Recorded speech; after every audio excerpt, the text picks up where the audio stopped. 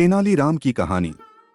मृत्युपरांत एक बार दरबार में तेनालीराम बहुत उदास बैठा था।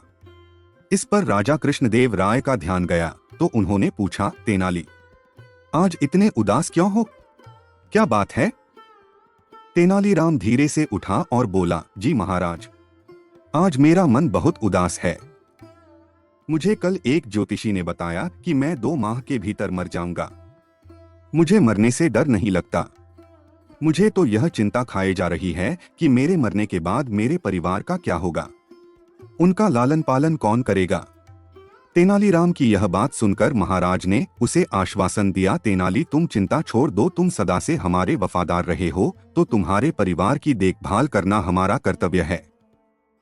हम तुम्हारे परिवार का तुमसे 10 गुना ज्यादा ध्यान रखेंगे। यह कोई बड़ी बात नहीं है, तुम अपना ख्याल रखो। इसके बाद ज्यों-ज्यों दिन बीतते गए तेनाली की तबीयत बिगड़ती गई। अंत में पूरे राज्य में अफवाह फैल गई कि तेनालीराम मर गया है और उसने अपनी पूंजी गहने आदि एक बड़े संदूक में बंद कर दिए हैं। जैसे ही राजा कृष्णदेव राय को तेनाली के मरने की सूचना मिली, उन्होंने वह बड़ा संदूक लाने अपने सैनिक भेज दिए।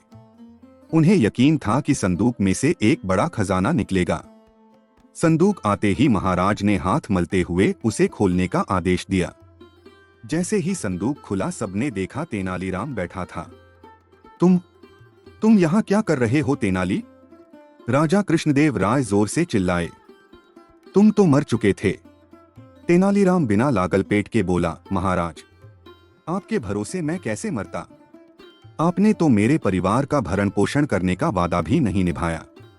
तेनालीराम की बात सुनकर महाराज का सिर शर्म से झुक गया।